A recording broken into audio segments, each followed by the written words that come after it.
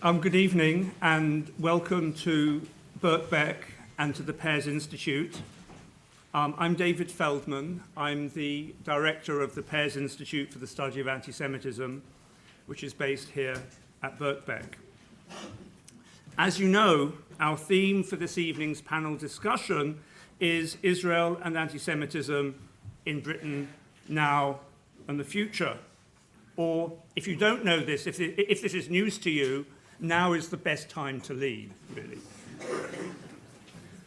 The summer of 2014 will be remembered by many for the causes and the consequences of Operation Protective Edge, launched by the government of Israel on the 8th of July and brought vividly into our homes through daily news reporting. Its repercussions were also felt in Britain in another way, marked by a dramatic increase in recorded anti-Semitic incidents.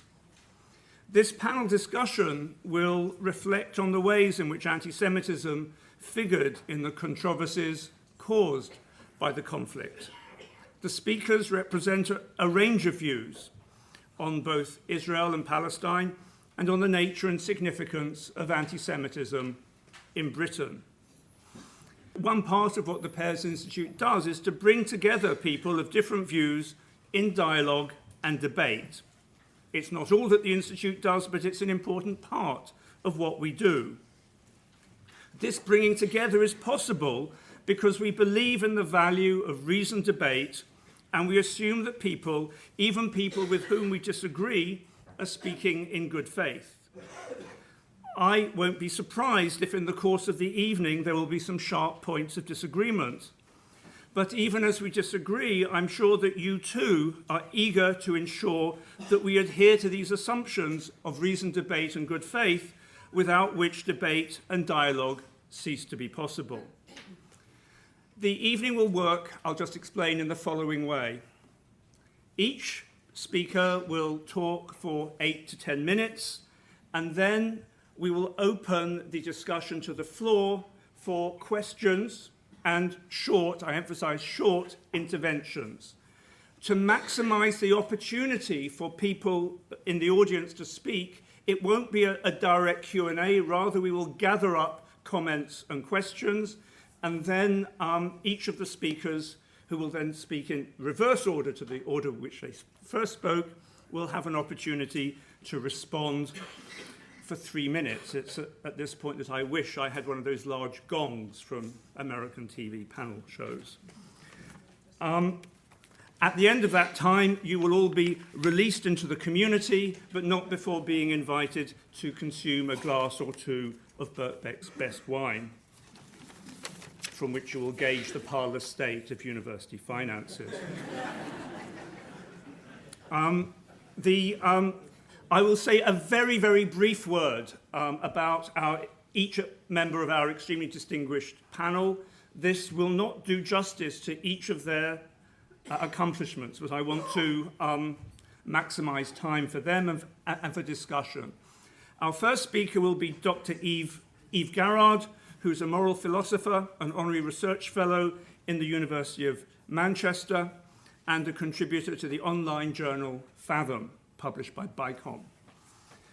The second speaker will be the Right Honourable Baroness Warsi, who was this country's first Muslim cabinet minister, appointed to office in 2010.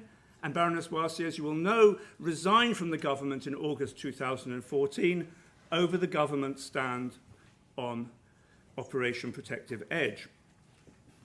Dr. Edward Kessler, MBE, is founder and executive director of the Wolf Institute in the University of Cambridge, and a leading thinker in interfaith relations. He'll be followed by Daniela Peled, who is editor at the Institute for War and Peace Reporting and is a regular contributor to Haaretz, among other newspapers.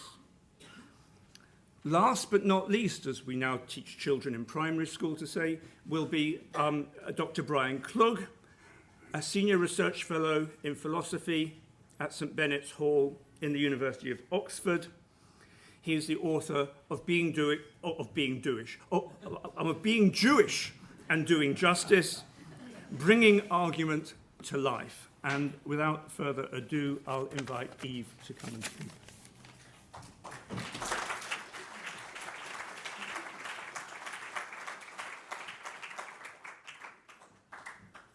I've got a substantive argument to get through, and I've only got 10 minutes to spend on it, so I'm going to have to move at a fair lick.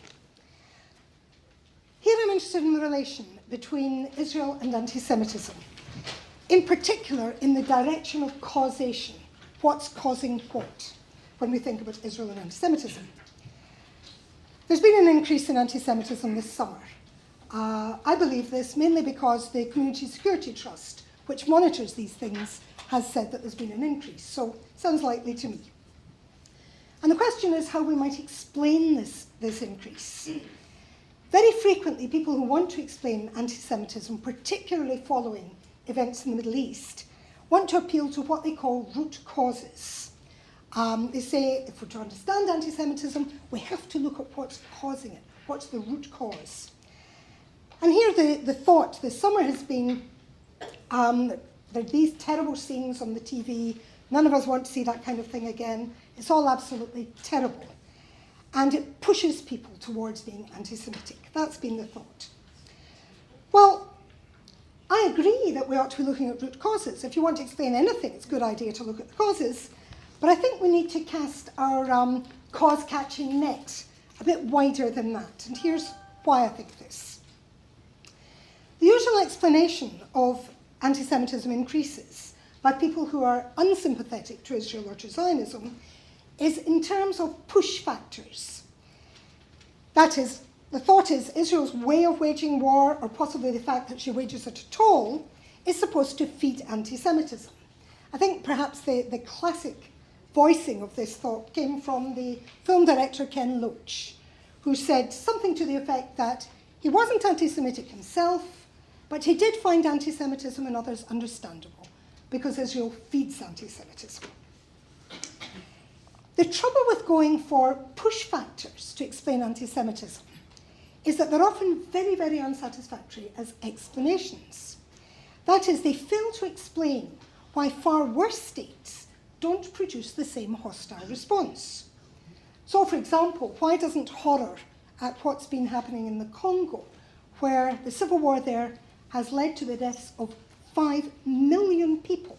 That's a lot of people. But we don't hear anybody saying, oh, this has increased racism against people of African heritage. Why doesn't horror at Syria, where roughly 200,000 people have been killed in the last year or two, but we don't hear people saying, well, that explains hostility towards Arabs or Shiite Arabs or Alawite Arabs? People don't make that connection.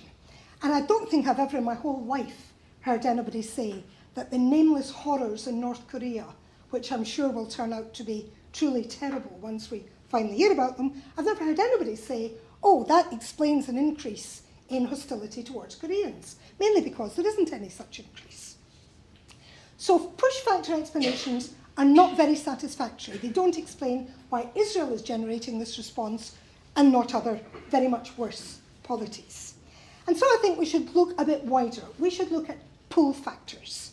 That is, what are the rewards, the attractions, the satisfactions of anti-Semitism? In fact, I think there are many rewards for anti-Semitism, and it's quite obvious that for some people, anti-Semitism is fun, and we shouldn't underestimate that. Racism is fun for many people who suffer from it. But I'm going here to focus on just one of the attractions of anti-Semitism, and that is the pleasures of tradition, of the satisfactions, the attractions of going along with the way we've always done things, with fitting in with long-standing traditional ways of seeing the world. And here in particular, I'm going to draw on the work of the historian David Nirenberg in his recent book called Anti-Judaism. Nirenberg shows, with a huge wealth of evidence, that the idea of Jewishness has played a very notable role in Western culture. It's always been a very hostile idea, and it's provided a prism, a lens, through which people can make sense of their world, and in particular, can make sense of their enemies. And of course, people always have lots of enemies that they want to make sense of. Never a shortage of enemies. And he cites evidence from medieval manuscripts where, I hope he's got a search engine, but it's possible, so thorough a historian is he that he's done the counting himself. He's counted up the number of references to Jew, Israel, Judaism, Hebrew, and found a wildly disproportionate number of references in medieval manuscripts when there weren't really very many Jews around the place. So that's the kind of evidence that Nirenberg is drawing on. The precise list of characteristics which comprise this idea of Jewishness varies from time to time, but certain themes or tropes recur. Jews, it is said, embrace the material world rather than the spiritual world, therefore the letter of the law rather than the spirit of love, think Shylock. They're far too fond of money, and we see this again in the troubles of poor Mr. Whelan at Wigan Athletic. Jews also exercise a shadowy and sinister influence over the corridors of power wherever they are. They have a cruel desire to shed the blood of non-Jews, especially children, and this is the infamous blood libel, which has been resurrected again recently in the work of certain cartoonists, both in this country and elsewhere. Now, these tropes enable people to criticise and condemn their enemies in terms of their supposed Jewishness, even in countries where there have been few or no Jews around to generate the hostility. A recent, very interesting example of that occurred in Egypt a year or two back, when the army ousted the democratically elected president, Mohamed Morsi, leader of the Muslim Brotherhood there.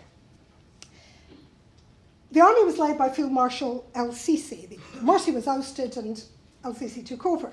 And the notable thing was that the supporters of the Muslim Brotherhood declared loudly that el-Sisi, the army man, was really Jewish. And the supporters of the army declared loudly that Morsi was actually really Jewish. Now, both of these charges are very, very implausible, but they did their work, and you can see the work that they were doing. What I think was really being said, not that I'm an expert in Egypt, but I think what was really being said was these people are like Jews. They're like our traditional idea of the Jew. So maybe they really are Jewish. So this is a device for understanding our enemies that's got a long history. Thank you. Right, I'm going to speed up. Okay, anti-Semitism morphs through the centuries, taking on local colour. So in medieval times, Christianity was dominant in Europe, and Jews were seen as god-killers. In the Enlightenment, Jews stopped being seen as impervious to revelation and started being seen as impervious to reason, to rationality, the enemies of rationality. In the 19th and 20th centuries, with the power and prestige of science on the rise, we got the pseudoscience, race science, according to which Jews were racially inferior, possibly subhuman, tainting other more advanced races, such as Aryans. And in the late 20th and 21st centuries, with their emphasis on human rights, anti-Semitism has sometimes taken the form of an obsessional interest in every violation of human rights that Israel can be thought to have committed, including some that she clearly didn't.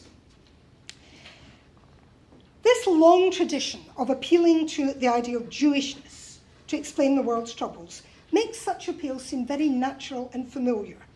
There's a Jew-shaped space in Western culture, and it's not a pretty space. And fitting actual Jews and the Jewish state into it seems very straightforward. It fits so well. It's well within our comfort zone to do that, especially once we've reconstructed their activities to fit with our hostile picture of them.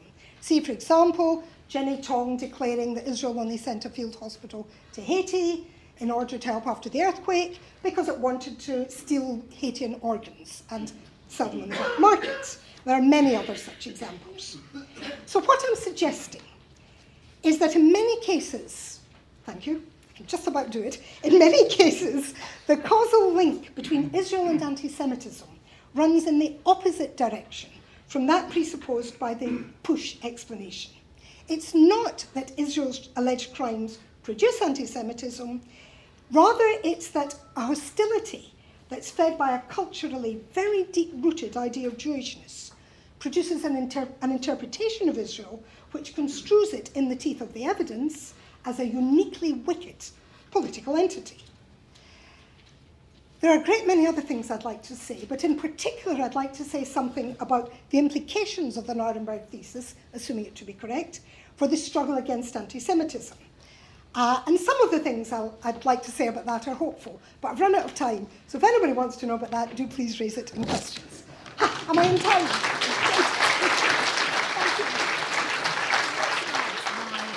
Thanking really the Pears Institute for, again, opening up the platform and avenue to explore and to examine and to interrogate viewpoints that shape our society. The Guardian held a very similar event earlier this year with Jonathan Friedland and Mehdi Hassan. But I think having the Institute debate this issue, I think takes the conversation to a new, deeper level. And I think it also takes a great amount of courage to open up at a time of acute vulnerability and certainly heightened sensibility to begin a conversation of this sort, and therefore I commend the Pears Institute for doing that. I'm going to try and limit my remarks to the questions that have been asked of the panel.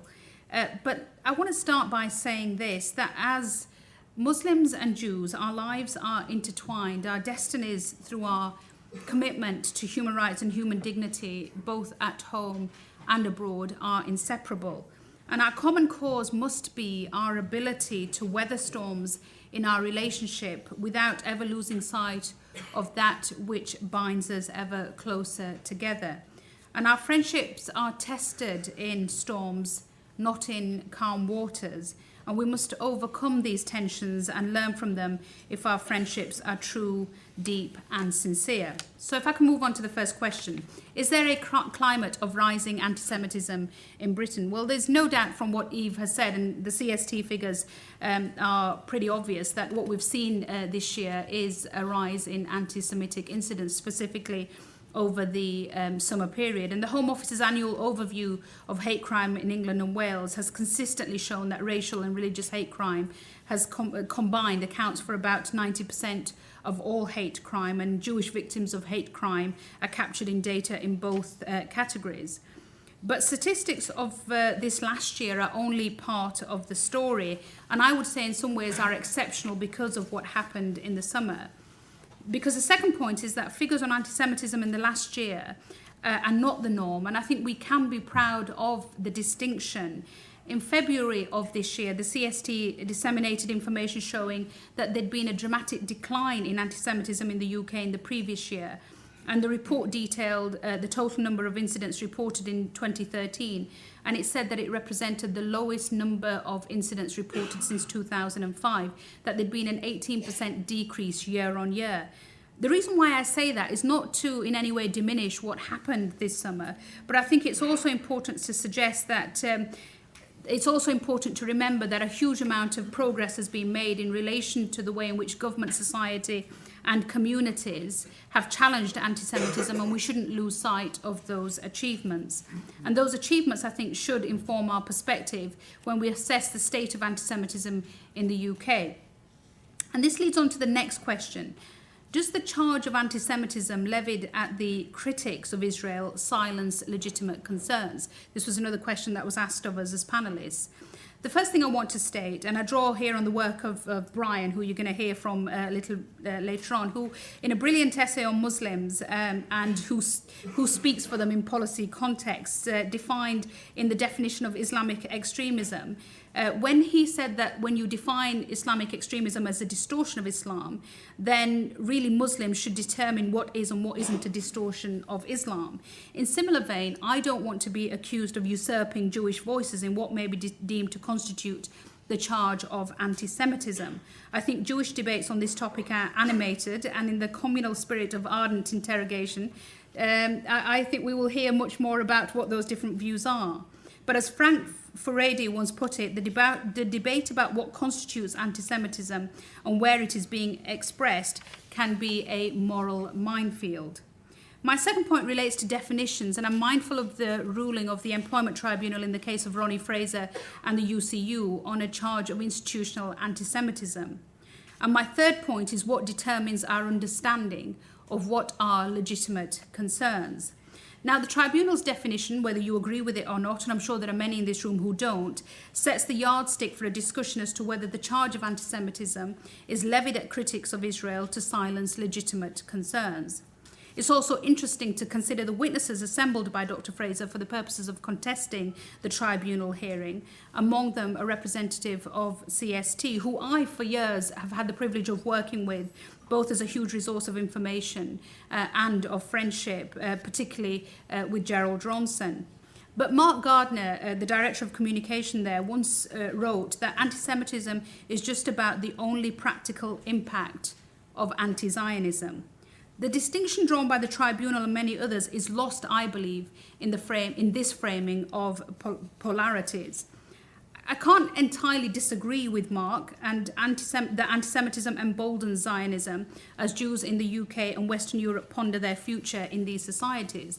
But I would contend that it is precisely because we have failed to draw clear distinctions between anti-Semitism and legitimate concerns by critics of Israel that we find ourselves sometimes in this downward spiral. Now, there's certainly been much said about anti-Semitism and the actions of Israel in Gaza this summer, and I look forward to those discussions later on today. But Mira Bar Hillel in The Independent was forthright in asserting her disagreements with fellow Jews who balked at her claims that charges of anti-Semitism circulated only to suffocate critics of Israel's heavy bombardment of a trapped civilian population. Emma Barnett in the Daily Telegraph spoke of the communal eggshells walked on as Jews hunkered down and waited for the storm to pass, hesitant, even fearful of expressing their views on the situation. Now, neither of these extremes should be the environment that we should look to cultivate. We should neither require self-flagellation nor self-censorship, and this goes for those beyond the Jewish community. The battle lines drawn within reverberate without. And upon my resignation, I alluded to the tensions in the cabinet over the situation in Gaza, singling out people who I thought were deep friends of Israel, who failed, in my view, to live up to the expectation of friendship. I, too, am a friend of Israel, and my friendship should not come at the price of self-flagellation or self-censorship. I do not regard this as a sincere declaration of friendship, because friendship between two communities, as between two people, should be forged around openness, honesty, and sometimes the speaking of harsh truths. Let me turn to what I saw as one example of a sincere declaration of friendship during that difficult period. The Muslim Council of Britain and the Board of Deputies of British Jews, two organisations that over the years haven't always seen eye to eye. This summer, in a remarkably courageous move, the two communal bodies issued a joint statement declaring that in spite of the situation in the Middle East, we must continue to work hard for community relations in the UK, we must not import conflict, and we must export peace instead. The two bodies prove that it is possible for critics of Israeli government policy, and the MCB have certainly been that, maintain their right to criticism without incurring the label of anti-Semite. Now, the reaction to the statement amongst both communities also revealed that though leaders may lead, communities don't always follow. And I saw both the criticism of the Muslim Council of Britain in the Muslim communities, and I think the no confidence vote faced by Vivian Weinman was deeply disheartening. So returning to the point about legitimate concerns, what are these? And are they only talked about by critics of Israel? I think this is a false dichotomy, because one need not be a critic of Israel to be accused of anti-Semitism, as Toby Young's foray into this over the summer will tell you. And one need not be a critic of Israel to raise legitimate concerns. There are some that will draw narrow parameters to what they see as legitimate concerns, and there are others who argue that Israel, as a democracy supported by the US and Western European states, should be held to the same standards we expect in adherence to the rule of law and human rights. So what is legitimate and what is a legitimate concern? Is it a legitimate concern to speak of innocent civilians and how many are acceptable damage before we in the UK condemn military action? I think it is. Is it a legitimate concern to question why the human rights positions we take in large parts of the world are not taken with the same vigour when it comes to our allies? I think it is. Is it a legitimate concern to ask why we don't push for accountability for alleged war crimes committed during the Gaza conflict on either side? I think it is. And when I felt that the government that I spoke for in the Lords was not either publicly or privately raising those legitimate concerns in line with our values, I took a position that I could live with, and that was by resigning. And of all the media comment in relation to how this was a criticism of Israel, I think if you go back and listen to what I was saying at that time, it was not a criticism of what Israel was doing, it was a criticism of my government's response to what Israel was doing. Now, of course, I was prepared for criticism and all the Westminster sniping that I knew that would follow after my resignation. But maybe I was too sure in my own commitment to fighting bigotry that I was not prepared for the onslaught and the chorus call of being called an anti-Semite. And I hope, because I've been told I only have 1 minute left, I hope you will allow me to read some short extracts from the many emails that I received within hours of my resignation in August of this year. I'll try not to mention the full names. I'm not sure they'd like to be named on when something's being recorded. This from somebody called Judith, I won't give you her surname. Madam, although you purport not to be anti-Semitic, you obviously are, as indicated by your resignation today. Be assured your resignation is no loss. One from Michael, again, I will not give you his surname. You may not be aware of the fact that today is one of the most solemn days in the Jewish calendar. I, on behalf of my fellow Jews, would like to thank you most sincerely for giving us at least something to cheer up about today with the announcement of your resignation. So I can say a good day at last for us Jews when we can see the back of you in government, a sworn enemy of Israel and the Jewish people. One can but wonder where you would place yourself if, and God help us, if it ever does happen, your vile Muslim brothers and sisters take Europe over. With Sharia law being the order of the day, anyone with half a brain knows that Israel is just one small place in the grand lunatic Muslim plan to take over the world. So goodbye and good riddance. Dear Baroness Varsi, I'm so disappointed at your resignation due to the Gaza situation. I don't have any malice, but I pose you this question. Are you British first or are you Muslim first? Kenneth. And it goes on. A clear case of the kettle calling the pot black, Lady Varsi. You haven't taken the moral high ground by your resignation. You've simply lost the opportunity for a Muslim woman to use her status to help save her own. Or maybe your decision is based upon some darker motivation. And this one, which I found truly quite hurtful. As a second-generation Jewish Holocaust survivor, I watched the anti-Jewish invective that has spiked since the demonization of Israel in this tragic episode. You blame Israel, and your failure to understand the real criminals in the region give the Jew haters blood to feed their frenzied lust.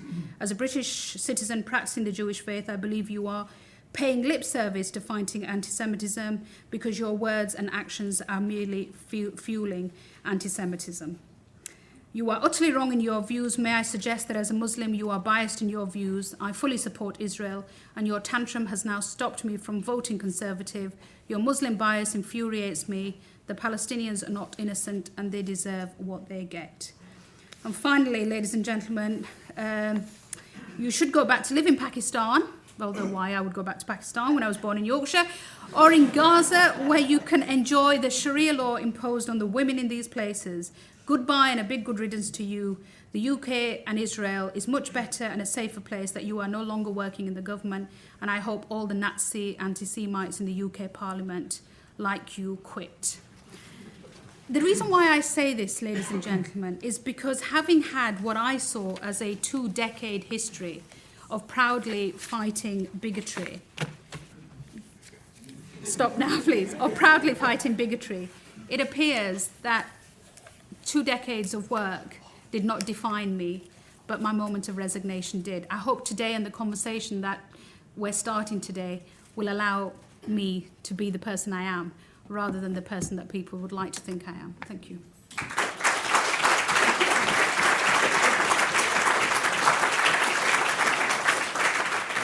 Thank you to the Prayers Institute, David, for your kind invitation, and thank you to the 2 previous speakers.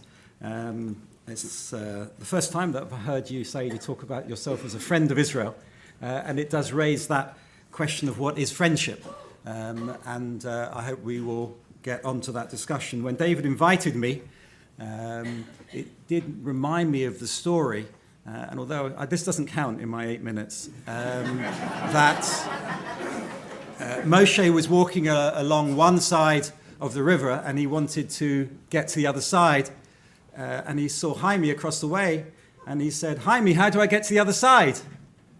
And Jaime said, "You are on the other side." And that, it seems to me, is where we are when we talk about the question of anti-Semitism, anti-Zionism, and Israel. As we all know, the summer of 2014 heightened levels of anxiety, but also the reality and the perception of anti-Semitism increased. It's quite clear that there grew a fear amongst a good number of Jews that we are being made scapegoats for a complex phenomenon combining globalization, the rise of fundamentalism, oil interests, anti-Americanism, and it seems to me most important of all in this conversation, Middle East politics. The transfer of stereotypes that, for those of us who visit the Middle East, regularly come across. Ironically, and I think your comments at the end made this very clear, this fear mirrors the concern that the Muslim community has, who are fighting an increasing Islamophobia in this country and abroad. The problem of Middle Eastern politics and stereotypes is equally threatening to Muslim co-religionists in this country who are facing severe strains from radicals, not just Jews. The important relationship between the Community Security Trust that we just heard about, long-established Jewish defense organization, and similar Muslim organizations is under increasing pressure. So the danger of the Middle East conflict is that insufficient attention is being given to a common enemy, intolerance and xenophobia, who attack both Muslim and Jewish communities.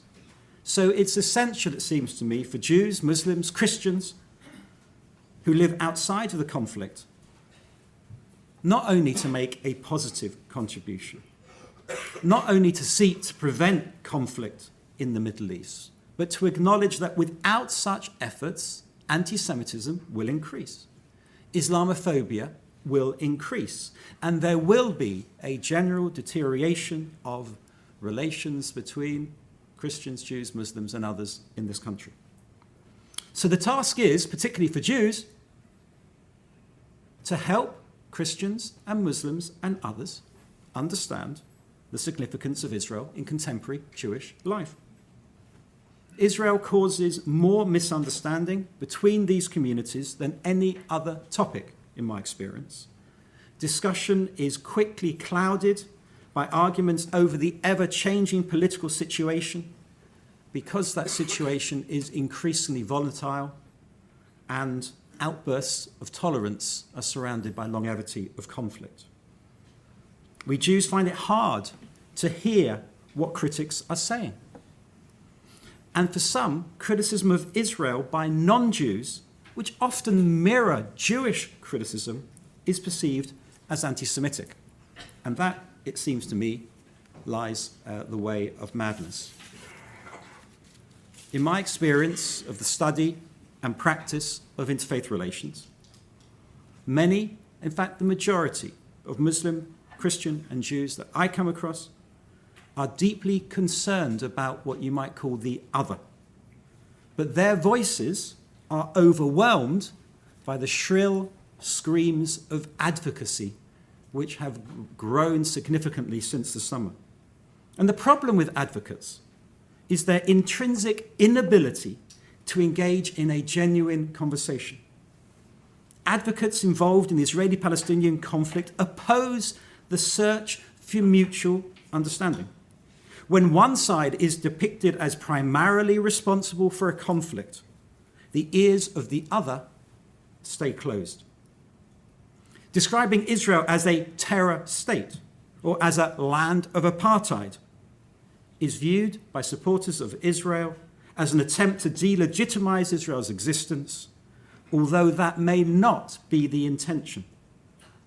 The fact that the same voices do not act similarly regarding human rights abuses, as Eve has said earlier, and violence in many other places, especially in the wider Middle East, add to the strain. It is dishonest. It is unhelpful, as is the position that we increasingly see, which view Palestinians as the cause of all the ills of this conflict. Too often, a position of commitment for the well-being of one equates with a blanket condemnation of the other. For example, in one of my courses on Muslim-Jewish relations, I get my Jewish students to read Muslim News and my Muslim students to read the JC. I don't know which has the harder task, but they're both embarrassed by the end of it. Even though there seems to be an outburst of relative calm, the terrible violence of the summer has resulted in a huge strain on interfaith relations. And the language of hatred has grown unabated, as we've heard in the social media messages sent to the Baroness. Very few on either side are making statements urging reconciliation. Language, it seems to me, is one of the most important issues since the summer. It is simply not acceptable to shout "death to the Jews" or to display placards in pro-Palestinian marches comparing the Israelis to the Nazis in the streets of Europe, and expect the other side to espouse peace and reconciliation. We all must condemn the language of violence wherever it is used. You cannot say you're for peace while you use the language of death and destruction. And as far as anti-Semitism is concerned, the people who combat it best are not Jews, but Christians, Muslims, and others. As far as Islamophobia is concerned, the people who fight it best are Jews, Christians, and others, and so on. Now, for those who are sympathetic to the Israeli side, there has been a failure to understand the pent-up frustration and the suffering of the Palestinians. There has been a lot of talk about progress, but to many, such statements ring hollow.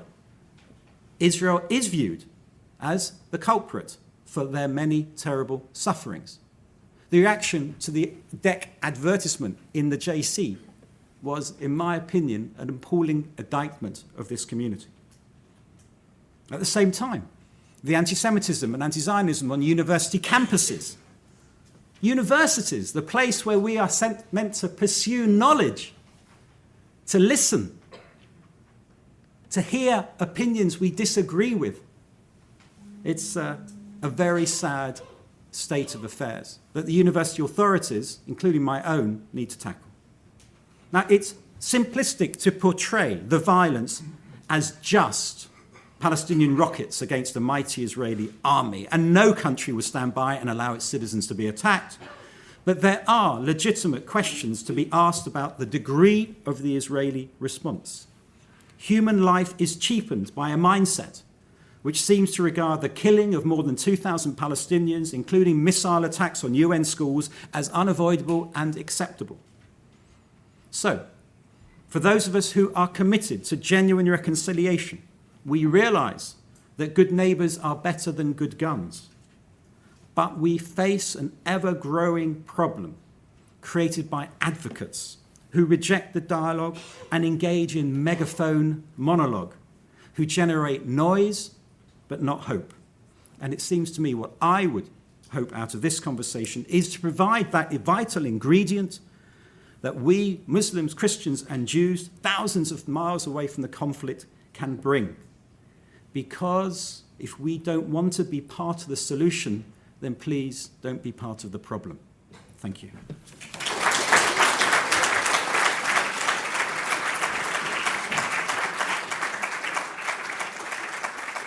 So let me start by saying that I've lived in London my entire life, and I'm very glad to say that I've never experienced anti-Semitism.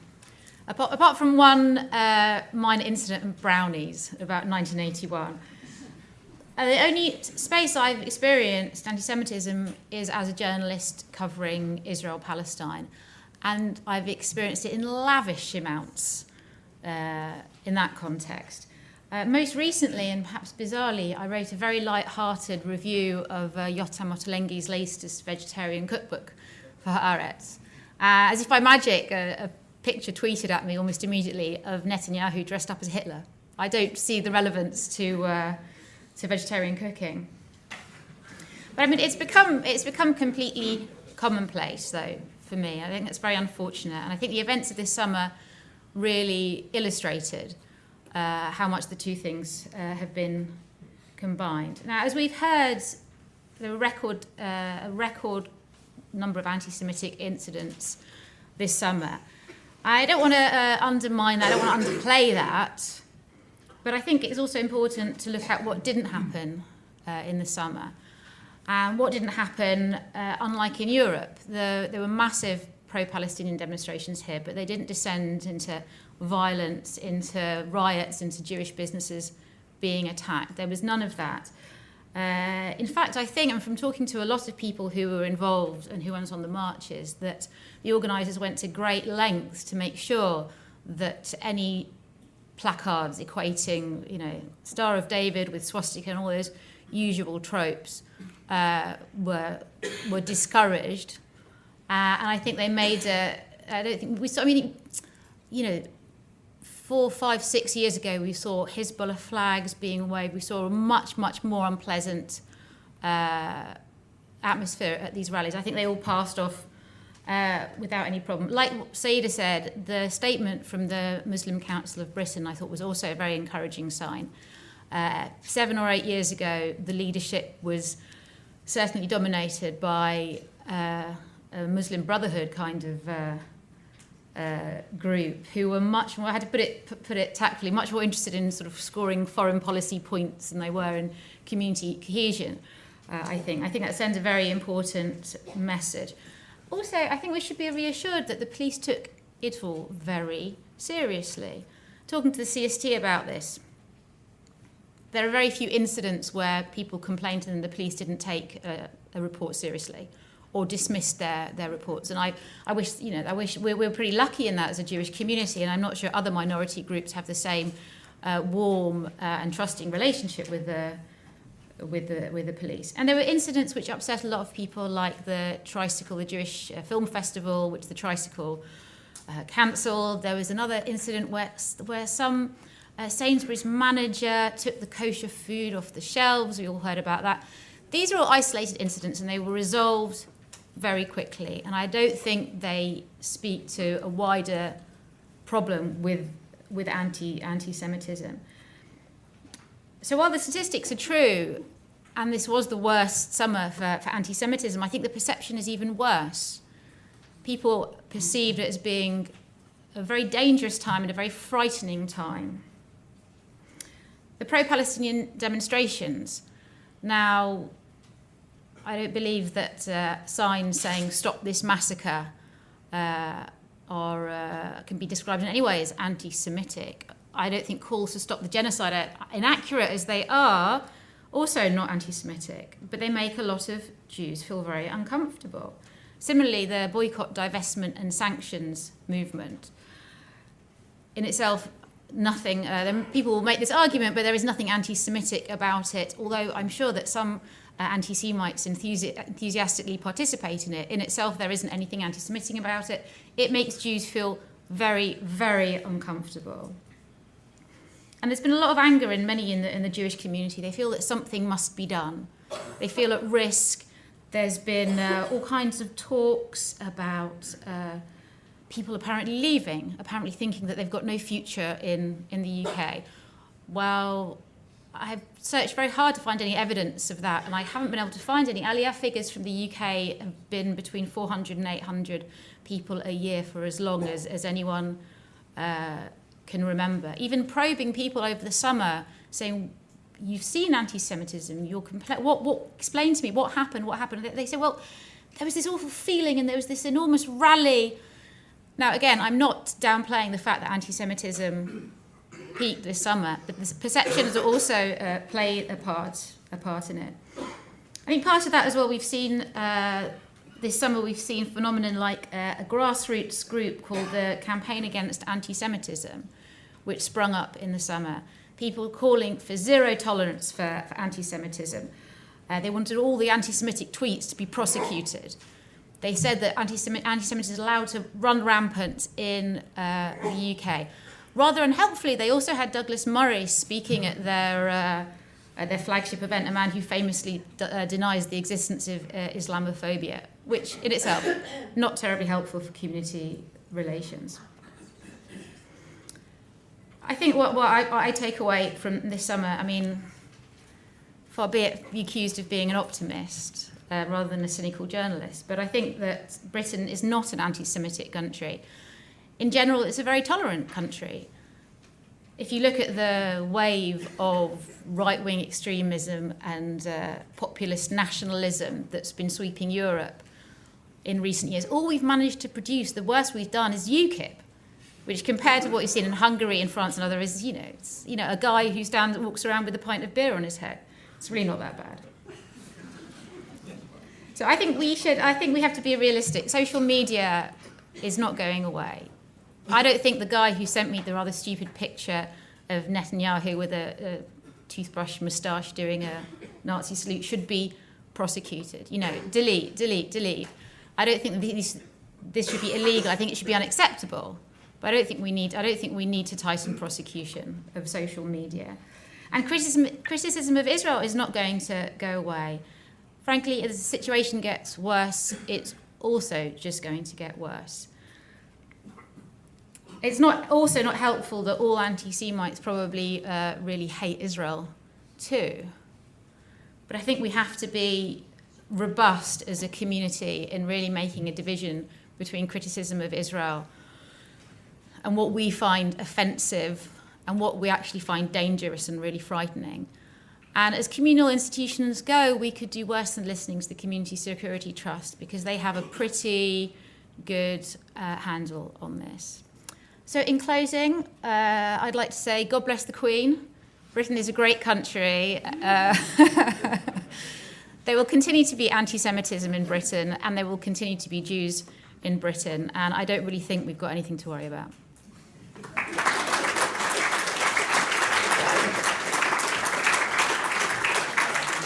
Thank you, David, for inviting me to take part in this panel discussion. The spotlight this evening is on Britain. Although Britain is an island, it is not a separate planet, even if it feels that way sometimes. And there is no unique connection between Israel and anti-Semitism in Britain, as distinct from elsewhere in Europe and the wider world. As the last speaker on the panel, I want to stand back and place our topic in this larger global context. I also want to place it in time. The title of this event refers to now and the future. Let me begin with now and the past. First, the past. As I was writing this, I had in front of me a facsimile of a bulletin published on the 18th of October 1942 by the JTA, the Jewish Telegraphic Agency in New York. The headline on the front page was as follows: "Panic among Jews in Denmark and Norway, half of Norwegian Jewish population arrested." The opening paragraph reads, "Panic prevails among the Jews in Denmark and Norway as a result of intensified anti-Jewish measures taken by the Nazi authorities under the pretext of extending the safety regulations in the two occupied countries." And then under the subhead, "Deportations of all Jews from Norway expected," the article goes on to say, "A report from Norway reveals that almost half of the entire Jewish population there has either been imprisoned or interned by the Nazi occupational authorities. Of the approximately 1,500 Jews in the country, less than 800 are still free," the report says. "The mass arrests of Jews in Norway is believed to be only a prelude to the deportation of all Jews from the country." In Nazi lingo, the deportation of all Jews would have made Norway Judenrein, cleansed or purified of Jews. Well, that was 18th of October 1942. Back to the present, it's 7th of December 2014, 3 days ago. I'm sitting at my desk when an email pings into my inbox. It's from a Jewish friend in Chicago, forwarding an email that he has just received from a former partner in his legal firm. The subject line in the forwarded email is this, and I quote, Norway's last 819 Jews are now leaving the country. Here is an extract from the email. In a few weeks, Norway will be Jordanrhein. The last 819 Jews still living in Norway are now leaving the country due to the rise of anti-Semitism. End of quote. Nor is it Norway alone. According to the email, a, quote, similar development can be observed in all the European countries. End of quote. Of particular interest to people here tonight is the following piece of information. I quote, the media channels in Britain too have been reporting for 6 years about the emigration of Jews from Britain. In 1990, there were 340,000 Jews. Today, there are 240,000 left. The American website jewishjournal.com reports that this email, the one forwarded to me by my friend, has been posted on numerous Jewish websites and passed around as fact.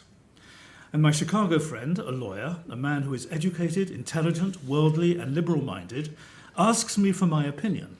Does the email accurately depict the Jewish situation in Europe, or do I find it distorted?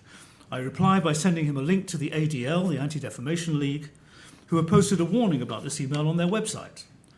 Much of the information in this email message is alarmist and outright false, says the ADL. They add that according to their sources, and I quote, there is absolutely no truth to the claim that all 819 Norwegian Jews have left. The Jewish population of Norway is approximately 1,700, and there has not been any significant emigration. Now, one alarmist email is neither here nor there, but I want to use it in order to draw attention to 3 features in the current debate over Israel and anti-Semitism, features that tend to distort our understanding of the phenomena and of the predicament that we as Jews face in the world today. To begin with, consider the contrast with the JTA bulletin published over 70 years ago. The latter was not alarmist, and all the information it contained about Jews being deported from Denmark and Norway was, I'm sure, true. So, a bulletin from the past and an email in the present. One is factual, the other largely false. But the point to which I want to draw attention is not just this discrepancy between fact and falsehood. It's the collapse of the present into the past. According to the email that my friend received and forwarded, past and present are barely distinguishable. Quoting from the email, what it says in conclusion, quote, history is repeating itself. But it is not. Not if this means that Jews today are faced by a threat of the same kind that was posed to the Jews of Europe at the time of the JTA bulletin. The situation of Jews in Europe, and even in the wider world, was dominated at the time by the existence and power of Nazi Germany, a state that was anti-Semitic to the core of its ideology and which was bent on destruction of Jewish life everywhere, a state whose hostility to Jews was ultimately genocidal. Today, the situation of Jews in much of the world is dominated not by an anti-Jewish state, but by a Jewish state. Not by policies and actions that are directed against Jewish interests, but in the name of those interests. And not by a foreign power, Germany, that occupies the lands where Jews live, but by a domestic power, Israel, that occupies territory where others live. The point I am making is essentially descriptive. It doesn't turn on your political views about Israel or about the occupation. You could support it. I'm merely trying to describe the situation. And the fact of the matter is that the difference in context between then and now, between the 1940s and the first decades of the 21st century, could hardly be greater. Now, this brings me to my second point, the second feature of the email that can be found in the alarmist email, that can be found in the wider debate over Israel and anti-Semitism, and which distorts our understanding. If, according to that email, history is repeating itself, it is repeating itself in a novel fashion, because this is how the email begins. Quote, it seems what Hitler failed to achieve, the Muslims have accomplished. End of quote. And this theme runs through the text, which illustrates the point over and again. It is the Muslims who are to blame. Quote, the waves of Muslim immigrants bring anti-Semitism back to Europe, as if anti-Semitism were a Muslim import into Europe and not a European export to the Middle East and beyond. And this too is a familiar theme, in my experience, in the current debate over anti-Semitism. Now, some Muslims have indeed taken up anti-Semitic themes. such as the idea that Jews are a cohesive, all-powerful group that operates behind the scenes, controlling the media, manipulating the governments, and so on. I'm thinking of the kinds of tropes that Eve rehearsed in her presentation. But why have they done this? If we want to understand this particular form of bigotry against Jews, and here I think, Eve, you and I perhaps don't quite agree, if we want to understand why Muslims have taken up this particular form of bigotry against Jews, then we need to place it in its proper context. And much of the animus towards Jews today derives from, spills over from, the conflict in the Middle East between the State of Israel and neighboring states in general, and between Israelis and Palestinians in particular. The main reason why these conflicts spill over into Britain, Europe, and the wider world, in my view, is that they are not just territorial. They are ethno-religious. And not only does Israel identify itself as the Jewish state, but many Jews all over the world loudly and proudly identify with Israel, and why not? That is our prerogative, to do so or not to do so. It doesn't for one moment, if Jews do identify publicly with Israel, that doesn't for one moment justify one iota of hostility directed at us as Jews, but it does help explain it. In an ethno-religious conflict, when you identify with one party in that conflict, it explains why there will be hostility towards you from people on the other side. And if the so-called Jewish nation-state bill, which is currently before the Knesset, is passed, then all of us who are Jewish, wherever we live, in Margate or Manchester, Paris or Cologne, and whatever our political views about Israel, will be written even more boldly into the script of the Middle Eastern conflicts. The third and final point I want to make complements the second, the one I've just made. If ethno-religious tensions between Muslims and Jews can feed anti-Semitism, they can feed Islamophobia. Recall the opening sentence of that alarmist email from which I read earlier. It seems what Hitler failed to achieve, the Muslims have accomplished. The Muslims, the Jews, and equally the Arabs. The grammar is the same in each case. It is the grammar of othering, of differentiating the other from the insider, lumping all members of a given group together. It is the grammar of us and them. In Nazi Germany, the Jew, as the enemy of the Aryan, was a completely fictitious figure. Both figures actually were fictitious. That was then. But in a situation like the one we are in today, where two groups have locked horns in a real conflict over real interests and aspirations, it isn't possible to tackle the bigotry generated on one side without tackling the bigotry on the other side, tackling them simultaneously. The alarmist email from which I have quoted is a case where opposition to anti-Semitism takes the form of Islamophobia. But the two bigotries rise and fall together. This understanding is key to the future, and that is my reply to my friend in Chicago. Thank you.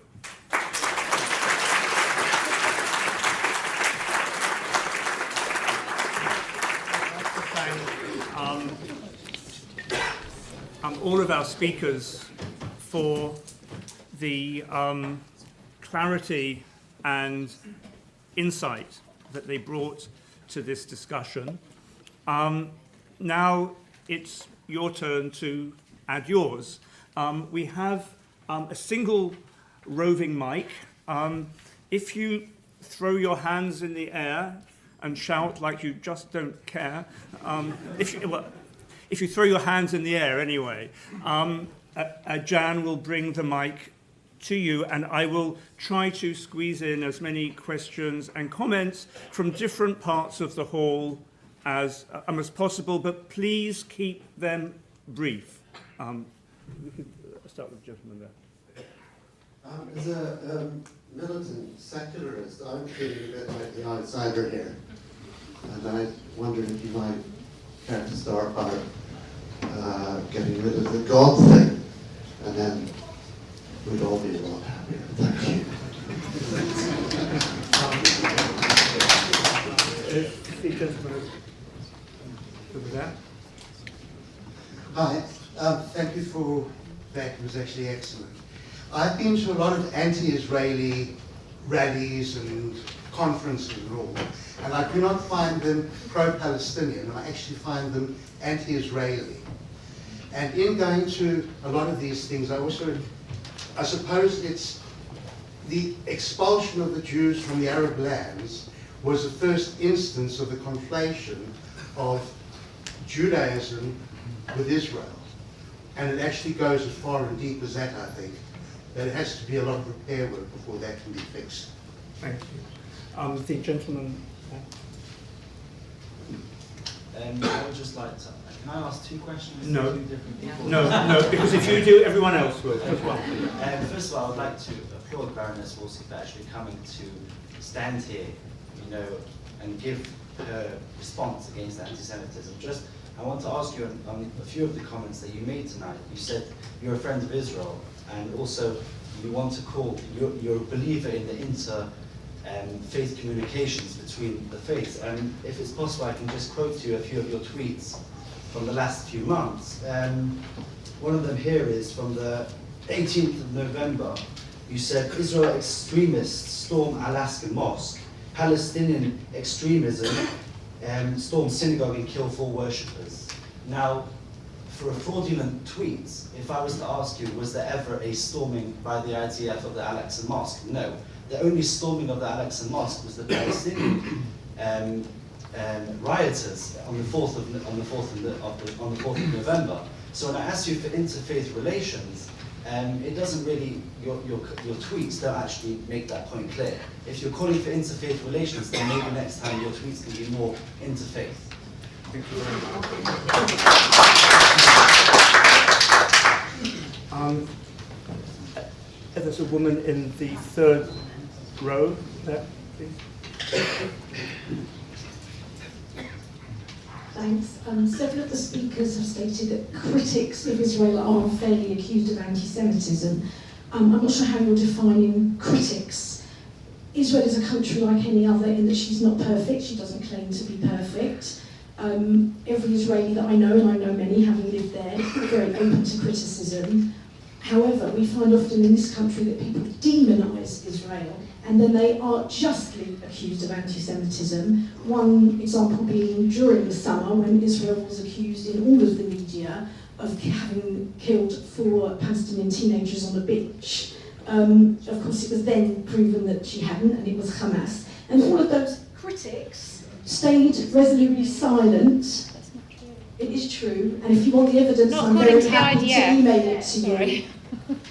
Not according to the Israeli army, but... Well, we can have that exchange, but I can assure you that the evidence is there. All of those so-called critics that had absolutely rounded on Israel and bashed Israel for something she hadn't even done, then did not say a single word. The second thing is... I'm sorry, Joe. No. Really brief. Can I make it really just very quick? I'm sorry, I don't know your name, the journalist, the lady. Daniela. Right, for you to sit there and say that the BDS campaign is not anti-Semitic when there's only one campaign against one country and it's the only Jewish country in the world is absurd. You are wonderfully out of touch. Come and stand with us outside Kedem in Manchester, one of several Jewish shops that is about to shut because of BDS. Thank you very much.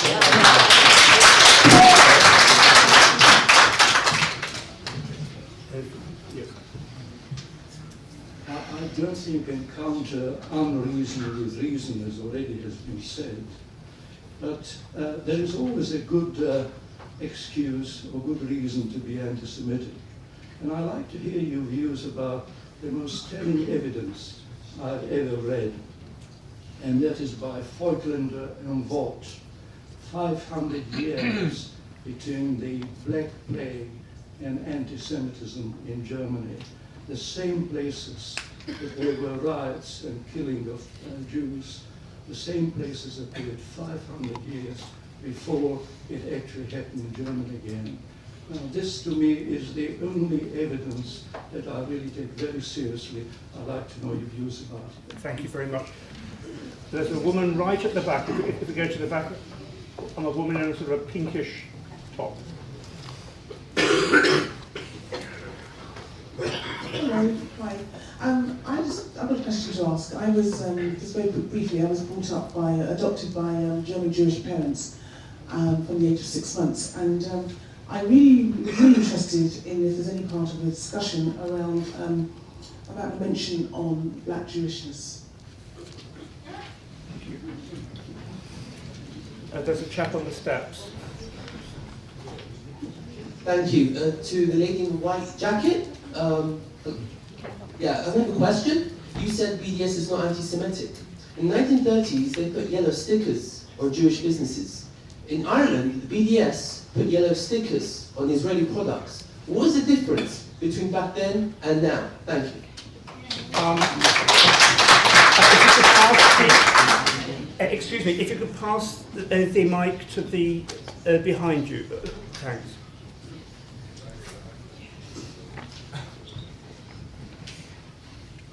Hello, yes, I'd like to thank you for some excellent presentations. I have a question for Baroness Warsi, and it doesn't really concern the topic this evening, but it's related. I'm sorry. So, no, it's related. And the question is, do you think it should be the responsibility of the British political class, and specifically the party in power, the Conservative Party, to call out foreign leaders, and I'm thinking namely of some of the leading members of the AKP party in Turkey, on blatantly anti-Semitic statements? I should just want to remind the panel that over the course of the summer, the mayor of Ankara, and this is a democratically elected mayor, posted various tweets saying that the Israeli operation in Gaza showed that Hitler should have finished the job.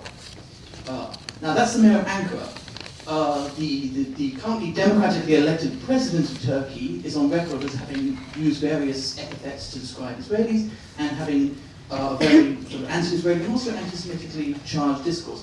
Now, Angela Merkel, who in my opinion is possibly the only European leader... Could you be brief, please? Yes, Angela Merkel has called various members of the AKP out, on these statements. And I was wondering whether you considered it the responsibility of the British political class, namely the Conservative Party, to do the same. Thank you. Thank you.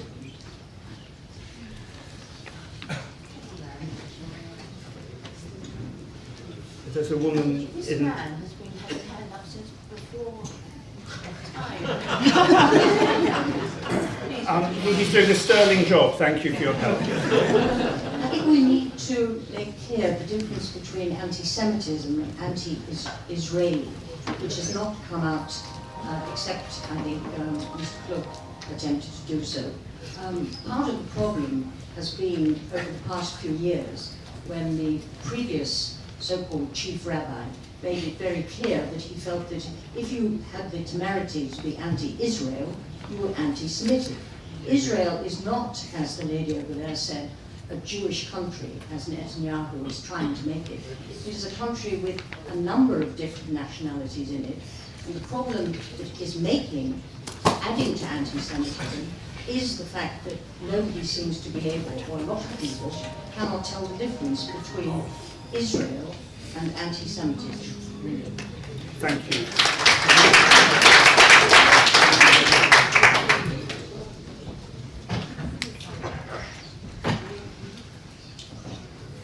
Hi, does the unelected Baroness Rossi acknowledge that her actions in August were designed to galvanise opinion against Israel, thus whipping up more racist anti-Semitism? If you demonise Israel, you deny Jews their right to a homeland. Thank you for that.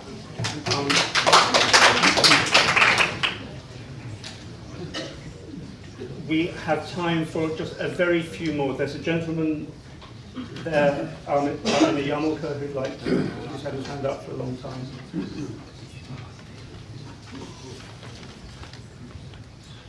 Hello, this is addressed to Daniela Peled. Unfortunately, I don't share your optimism about anti-Semitism in this country for three reasons, A, B, C. Number one, austerity. I don't think austerity helps. It encourages blame on immigrants, on those with welfare benefits, and also on those, on inverted commas, rich Jews. B is for boycotts. I'm not encouraged. I don't feel comfortable, or I feel uncomfortable, using your phrase, about boycotts. C is the coalition government and Labour. Only 12 MPs voted in that vote for a Palestinian state.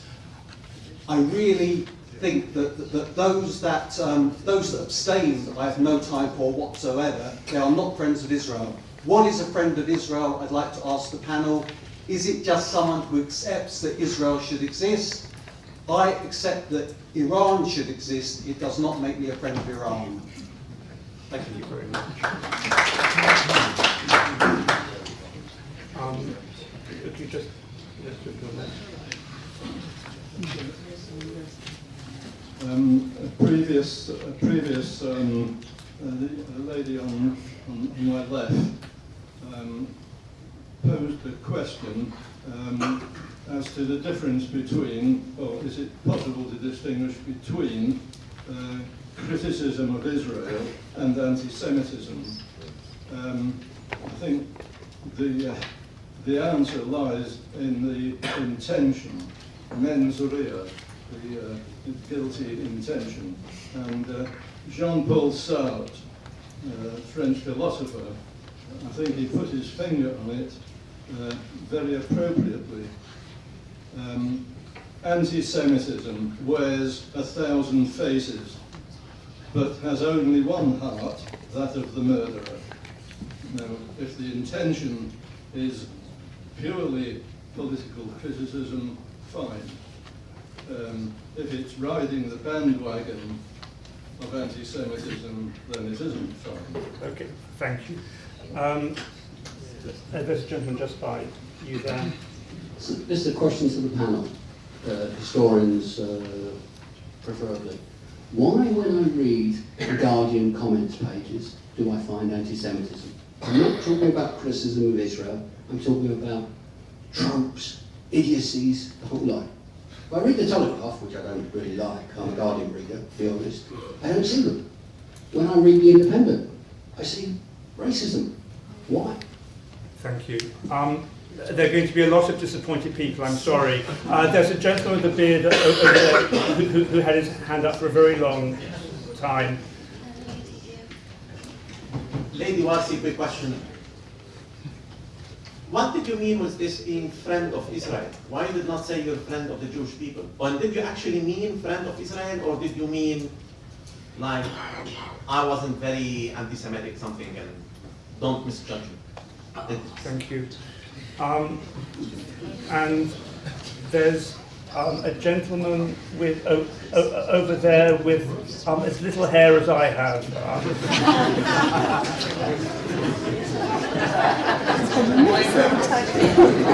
don't think I've ever been introduced like that.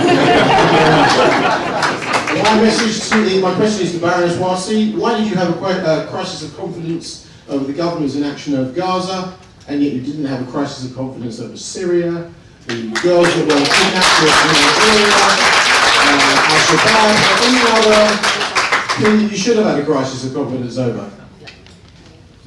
Thank you very much. I'm afraid it's nearly 10 too late, and we have to draw this part of the evening to a close now.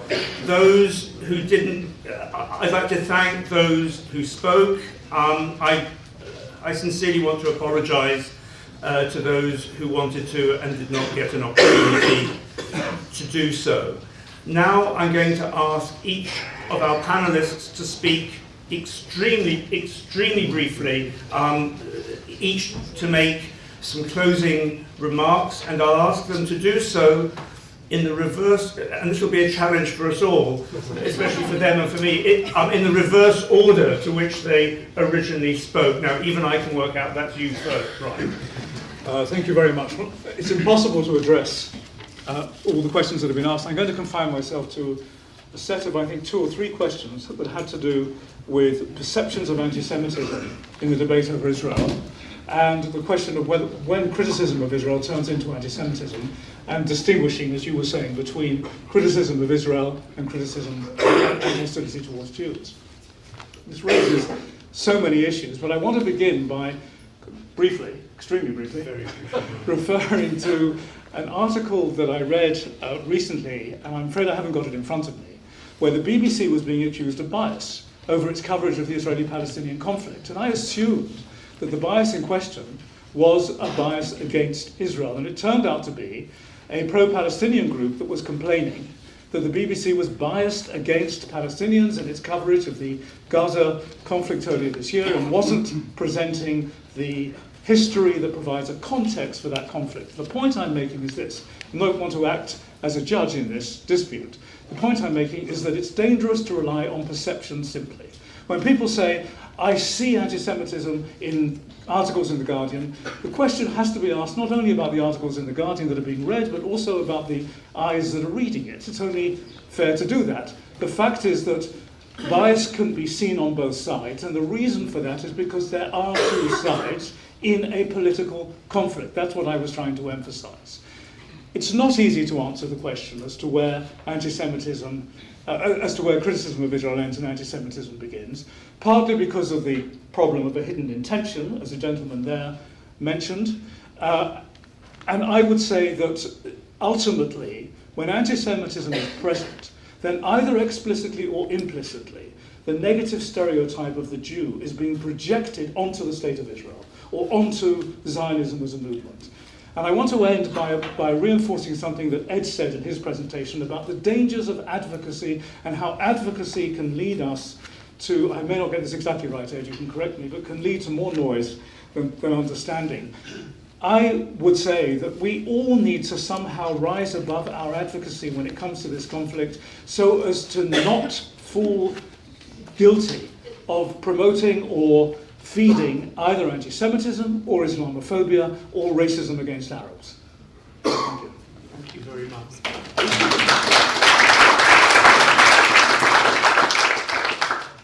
So I'll just restrict myself to very few points as well. I'd just like to start with the gentleman who asked the first question. What has God got to do with Judaism? I would say very little, but that's my personal point of view. I mean, I think you can be very happily be a very atheist Jew. I speak for myself. I don't think that's right. I don't think God has a great deal to do with it. But again, it's a very personal view. Regarding the lady who raised the issue of the 4 boys who were killed on the beach in Gaza, I'm just talking about a point of fact. It's not. Don't take it as a support of any side in the conflict. The IDF said that they killed those boys and they're looking into it. So I mean, just as a they didn't say they killed them. No, they didn't. They said it. They said that it was an Israeli shell. I'm sorry. Okay. Well, listen. Let's not get into the back and forth. And it can't make lie. Let's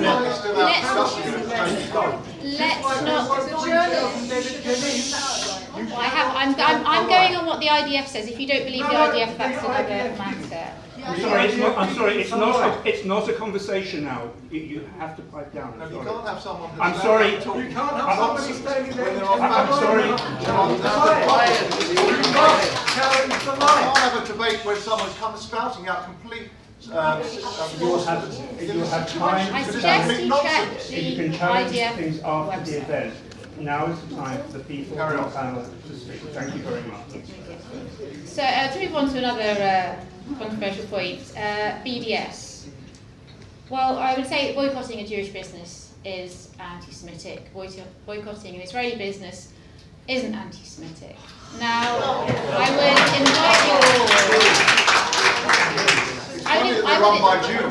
would invite you all. Not all Israelis are Jews, strangely enough. Why don't you remove halal meat off the shelves? Because what's happening? I'm sorry. You have to allow the panelists to speak now. I would. It's very important. I'm sorry. You don't like it. It's run by Jews. Israeli business. I suggest afterwards, if you want to discuss this further with me, then you're very welcome to. But I don't think this is the right forum. So if you allow me to, why don't you come and shout at me after the event? I'm perfectly happy with that. Okay, so listen. So obviously, don't take what I say. I won't pretend to be an arbitrator of what constitutes anti-Semitism. I suggest, just as I suggest you refer to the IDF, I suggest you refer to the CST, whether the CST constitutes, thinks that boycott, divestment, sanctions constitute anti-Semitism. They don't. I see the CST as an expert in these matters. I don't. Now, whether you agree or not with it, and I imagine that most people here don't agree with it, I'd say I approach this from a personal point of view. Having covered this conflict for quite a long time, I've seen an awful lot of violence on both sides, and I've seen what violent resistance does to human beings. Therefore, as a matter of principle, I feel I think whether I support it myself personally or not, I think anything which is legal and non-violent as a form of protest is legitimate. So I stand by that.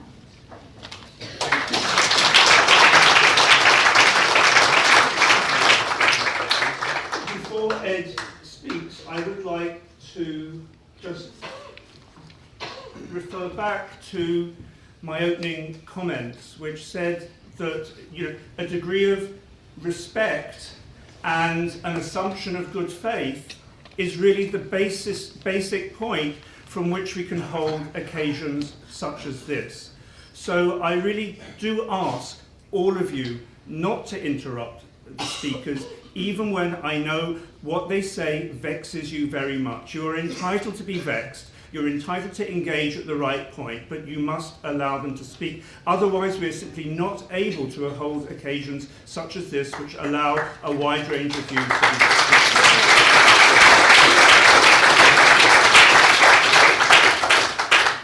Thank you. The benefit of being third in a group of five is I know when it is. Now, one of the comments that's come out tonight is, what does friendship mean? I'm reminded of the passage in the Mishnah, Asay lecha chaver, get yourself a friend. Now that doesn't mean that somebody you agree with. You disagree with friends. Now this is something for the community here to get used to the fact we have to be able to disagree with each other as well as disagree with people outside the community.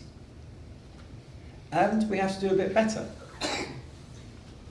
Now, the whole point of friendship, whether one is a critical friend or whatever kind of friend one is, in this case talking about Israel, it does mean that there are going to be a variety of different viewpoints. Is BDS anti-Semitic or not? There will be different viewpoints.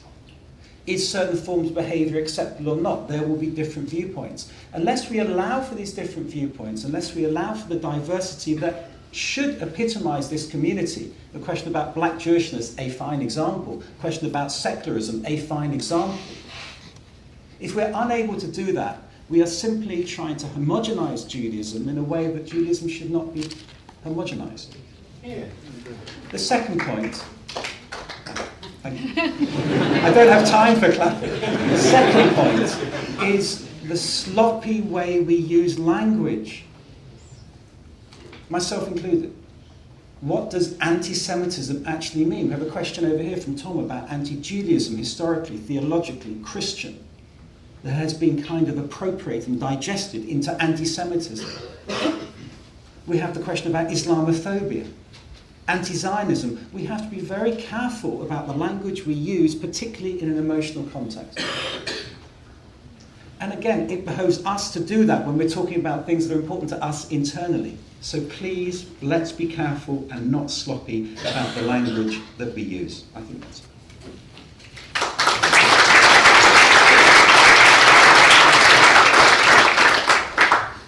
Well, again, I'll try and pick up on 3 really quick points. First of all, I'm really glad I came. Secondly, there's somebody in the audience called Eduardo. I don't have a photo of him, so I can't tell who's tweeting. I'm not sure if he'll own up to it. But the question I've been asked is, did you come to the Pears Institute to say, I'm a friend of Israel? Will that help your political career?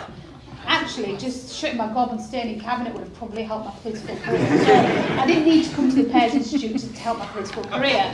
There's easier ways of doing it. I consider let me explain what I see as friendship, and maybe I'll try and explain it in a political context which makes sense to me. My parents originate from Pakistan, a country created in the 1940s out of a bigger piece of land as a homeland for the Muslims of that particular part of the world, and the Brits had something to do with it. Not many dissimilarities with what Israel went through.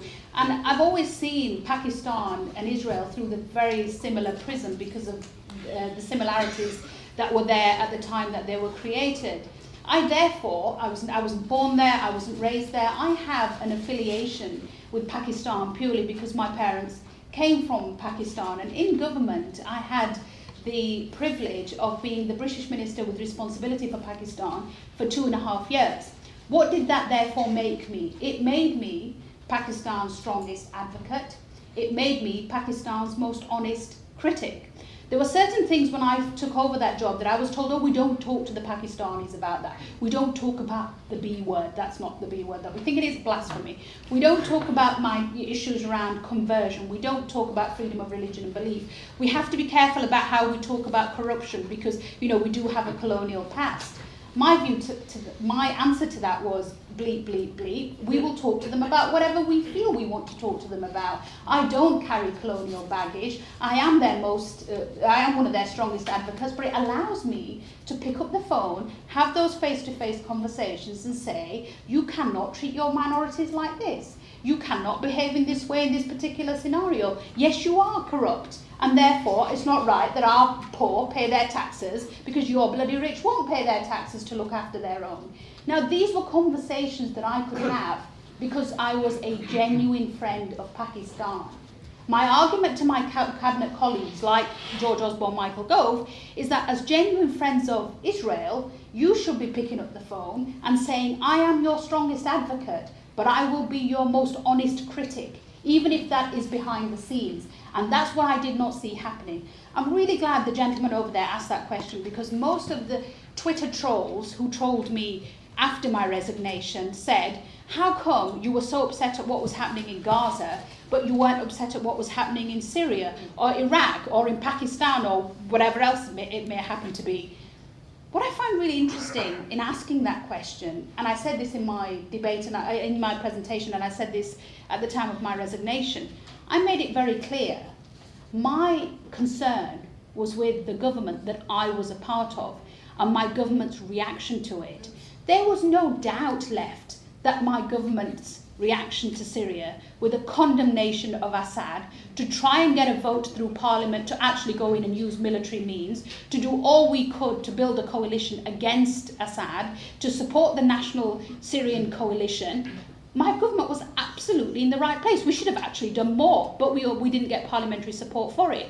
My government's criticism of Iraq and the way that Maliki had run a sectarian government was absolutely right. My government's condemnation of the brutal regime that is ISIS was absolutely right. My government's criticism of countries that treat their minorities despicably was absolutely right. Why would I fall out with my own government when I felt they were condemning when they saw wrong? But I was absolutely right to say to my government, if you don't condemn when you see wrong in this particular scenario, then I don't have to be part of that. And I think that's absolutely the right decision to take. And I find it a really bizarre question. And the other question that I got asked, and it kind of comes back to one of the questions that was raised over here, well, how come you never say anything in relation to what Muslims are doing? Or how come you never say anything in relation to the way Christians are persecuted? Well, let me cite the Archbishop of Canterbury in my defence, or the Cardinal Archbishop, Archbishop of Westminster, the head of the Catholic Church and the head of the Anglican Church. One of the things that I am incredibly proud of in my time in government is that I made the case for Christianity and our heritage, not just in Britain, but in Europe. And one of my strongest speeches, which again I was advised was probably too strong, was in Georgetown over 1.5 years ago, when I said that the persecution of Christians, predominantly in Muslim countries, was of biblical proportions. And that losing these minorities in these countries, in the places where this religion was born, because Christianity wasn't born in New York or London, losing these minorities in the places where this religion was born was eventually going to lead to communities which would not in the end be able to even sustain their own way of life. So I just think it's appalling that people will take a snapshot because it suits their particular view of what Muslims are like, and considering the fact that actually my resignation, and if I can end on this, interestingly, both within Muslim communities and within Jewish communities, my resignation is seen as a Muslim thing. There are people actually within the Muslim community who think that I've somehow turned into some major religious kind of offspring of Islam because I've resigned on the issue of Gaza and somehow I'm more religious post the 4th of August than I was pre the 4th of August. There's people within the Jewish community who think I resigned, because of course I would, because I'm a British Muslim. The fact that I'm a human rights lawyer, the fact that I've spent 4 years running around the world talking about international justice, the fact that I've actually been the minister with responsibility for the United Nations, the fact that this is something that has been part of my life all my life, oh, it's got nothing to do with that. It's got nothing to do with beliefs and values and what she may be. It's actually to do with the fact that she's Muslim. Well, that's bloody bigotry and we need to step away from it.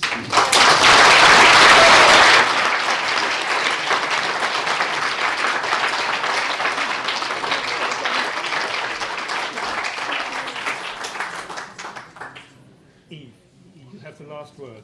Thank you. I think we should end on a nice, calm, philosophical, conceptual note. In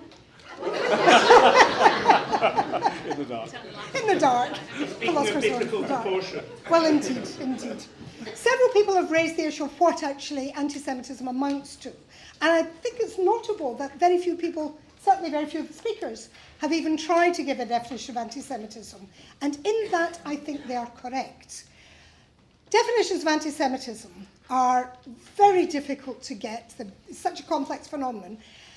And here as elsewhere, the whole debate is so politicized that it's very hard even to do the conceptual work to get a definition.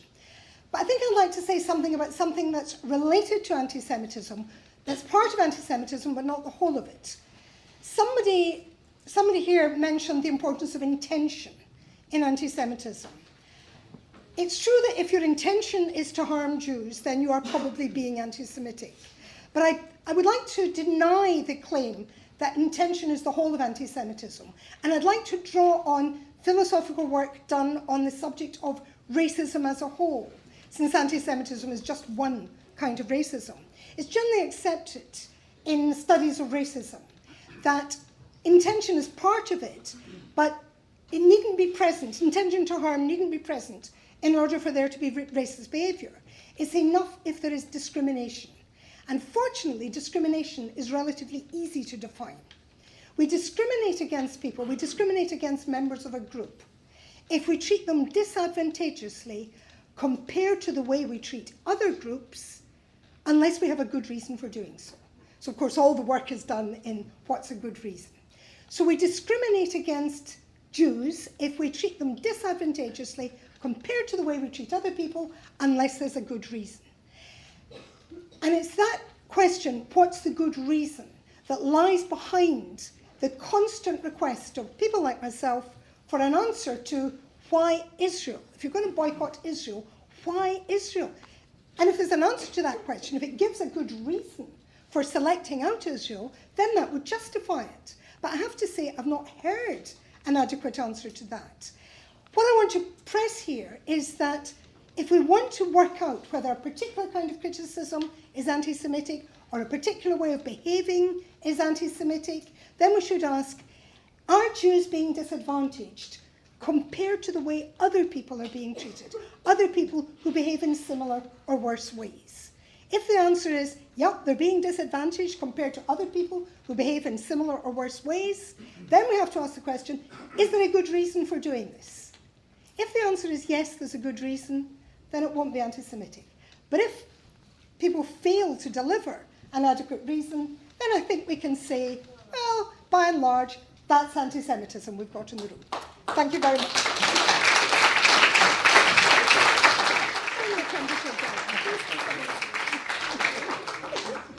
Thank you to you all. You're all invited to a reception in the hall outside, but before you leave, I very much hope you will join me in thanking all of our panelists